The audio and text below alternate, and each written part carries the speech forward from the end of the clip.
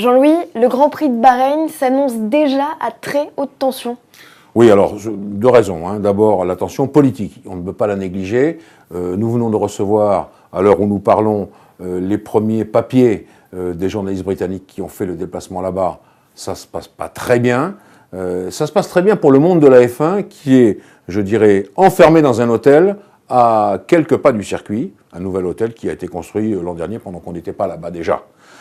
Et donc, pour eux, ça va parce qu'il n'y a rien à faire de l'hôtel jusqu'au circuit. Tandis que les journalistes, les mécaniciens et tout ce monde-là, ça vit dans la ville de Manama. Et a priori, ça a l'air d'être chaud. Et quand je vois que les dernières informations prédisent 2 jours de rage, j'emploie les termes exacts, pour le samedi et le dimanche du Grand Prix, il y a de quoi s'inquiéter.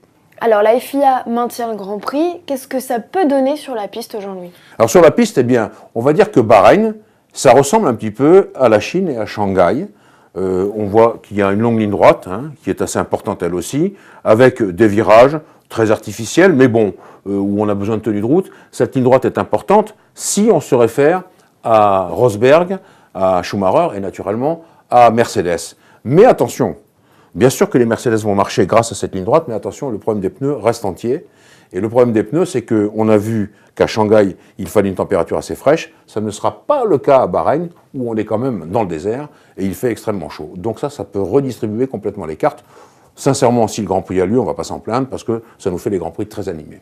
Alors justement, Jean-Louis, la météo, c'est un facteur très important à prendre en compte? Oui, parce qu'en plus, mauvaise nouvelle, il paraît qu'il y aura du vent de sable, et même de la pluie, ce qui est quand même le monde à l'envers, mais c'est arrivé une fois à Abu Dhabi, il faut s'en rappeler, en plein désert, tout d'un coup, il s'est mis à pleuvoir. Donc, ça peut arriver. Effectivement, la météo sera cruciale, et bien sûr qu'elle va déterminer non seulement les réglages du samedi pour les qualifications, mais de ce samedi-là pour la course du lendemain, ce qui est très important.